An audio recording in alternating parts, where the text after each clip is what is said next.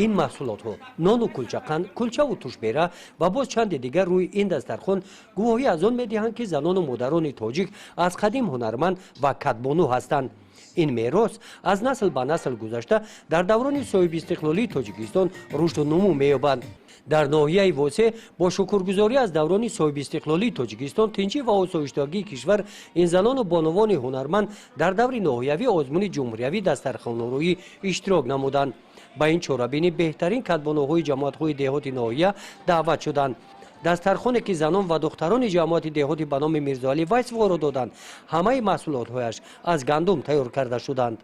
امروز آیا گندم خمیر تنیکی کردیم، فطیر کردیم، کلچه کردیم، شکرو کردیم، قروتو کردیم، فطیر مسکه کردیم، پخت پاز تاجیکی کردیم. همه این از یک گندم تیار کرده می شود. چورابینی مذکور با اقدام بخش دین تنظیم عنعنه و جشن و مراسم های مقامات اجرایی حاکمیت دولتی ناحیه در دوره طلبات های قانون جمهوری تاجیکستان درباره تنظیم عنعنه و جشن و مراسم ها در جمهوری تاجیکستان دایر کرده شد. این آزمون الان شهادت میدهد که همه نمودی معرکه های ما با طریق رعایت حتمی قانون جمهوری تاجیکستان درباره تنظیم عنعنه و جشن و مراسم در جمهوری تاجیکستان می باشد و پیش از همه در آن گفتنی است که همه گونه چورابینی هایی که چی چورابینی معرکه های تو است و چی چورابینی هایی که جشنی است با همین طریق آزاد و با طریق خیلی خاکسارانه گذرانیده شود. یعنی